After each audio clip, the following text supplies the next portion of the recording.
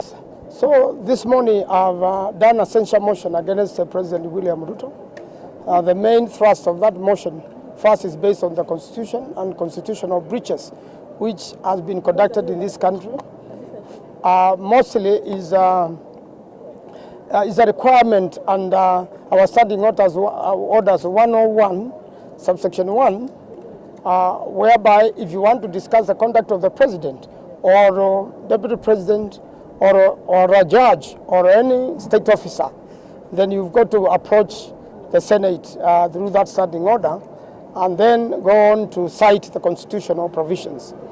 The main thrust of my petition and censure motion is that there has been abductions and killings in the country. The president is the chairperson of Security Committee in the country and therefore must know and is briefed on every single security detail of the country. Up to now, there are still missing Kenyans following demonstrations. Quite a number were killed by police and others brutalized, are still recovering in hospitals. And there are quite a number of bodies uncollected at the city morgue and many other mortuaries in the country for people who were killed by police during the demonstration. That has not been accounted for, and that responsibility is squarely on the president. There are also allegations of lack of public participation in the country, whereby laws just floor the house, come to the house and flow out of it, go for a signature at State House without public participation. And mainly of it is SHIF, they are done deal, SHA, all that. There has been no proper public consultation, proper public participation, and therefore it should be discussed because it is affecting Kenyans in a very big way. It is changing the lives of Kenyans, and there is a need for Senate to discuss that particular matter and show its displeasure about it so that those laws can be rectified, while the same, I'm aware, are also there are court applications to deal with the same.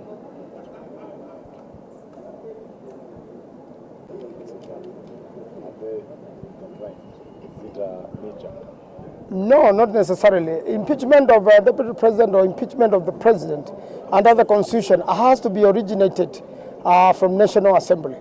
I am aware also that the attempt to impeach the deputy president has created a lot of commotion in the country. And similarly, a lot of Kenyans have expressed that if you're going to impeach the deputy president, then impeach the president too, popularly known as Kufa Ndereva Kufa Makanga.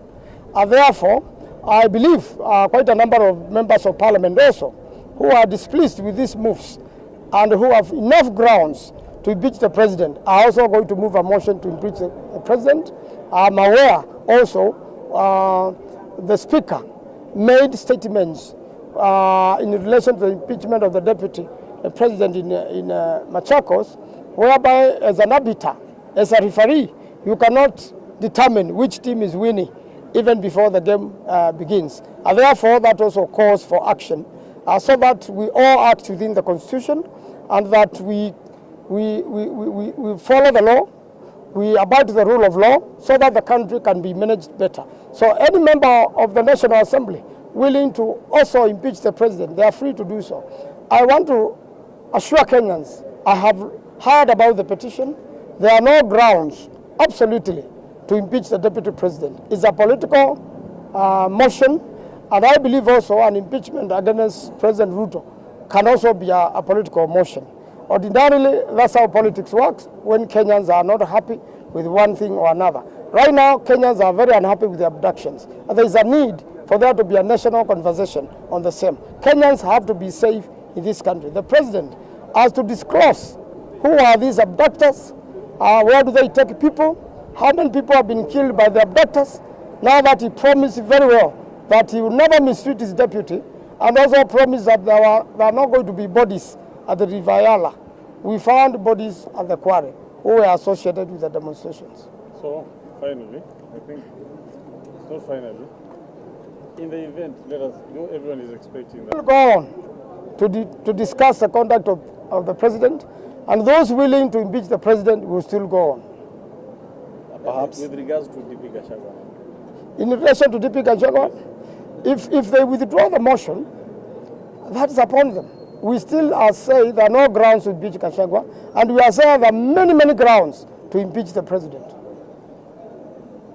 Even as the numbers in the National Assembly so far with 300 MPs having signed the impeachment motion, maybe if you have previous information on how many senators would will to support or not support the motion, if at all it says from the National Assembly. You know, once a motion leaves National Assembly in whatever status, it goes to the Senate.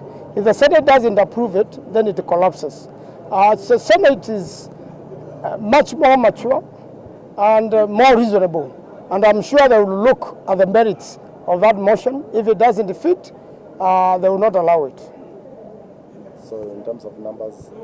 You won't know the numbers. Even that idea of saying over 300 MPs have signed the motion, I largely believe it is a lie. I was in the National Assembly.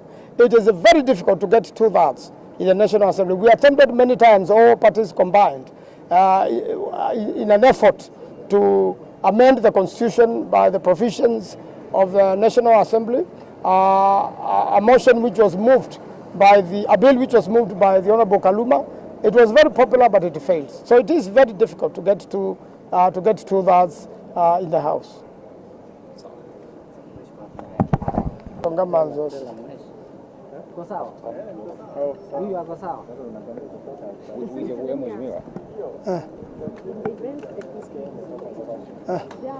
Kama sitwani Daniel Kitonga Maanzo, Senator wa Makueni, anaenda kwa sababu wa mundi ine kiasenza motion ya President William Ruto nundu wa muno abduction zila siende kutewa kwa airport na vile SHA na SHIF ila siete tokula kweandu pata atiwa katiba ka Kenya na bainzi yengito na unene akiu ate wetete motion kulingana na order 101 subsection 1 ya Senate standing orders na ende katiba ka Kenya nga koti kula kwithito no paluku yulwa serikali ya President Ruto na kemwene na muno kwa siakana andu alama na iwe ni polisi andu alama abducted we ni polisi andu on the na ala au president nondo ni wongamia security yandi ni walite indwesi na ni walite lesi ya Kenya meba na nundu mwene ni waitia andu maika atwa rivayala ingi ni waitia ndaka thinyande pitu wake na ni waitie owe mwene kana kuia andu angi makatumika na muthembosu na polisi nditumika katika siasa yuno mbakatu welesia kwikiwata ona ndandu maina rivayala nitamethiye kwa kware na angi ingi manoa iwe kundu na kundu ama mataisa uthiko no mundi na angi andu mono mande na mamanda no mbaka president aleze no katiba kiasia wabino kwa ni polisi wale to twa wa kotini masaa mengole na matema thelu niki tena andu meka maite kana makweto ni polisi na makamina mbe wa methana miongo 3 matesiwe ba mai nienda kwa sia motion nizo yakashakwa dikwe kwate kana haike tumio na kimwe cha kimeo kitu nao tumia kashakwa impeachment na anda parliament kama impeach kisiasa koti kama mutunga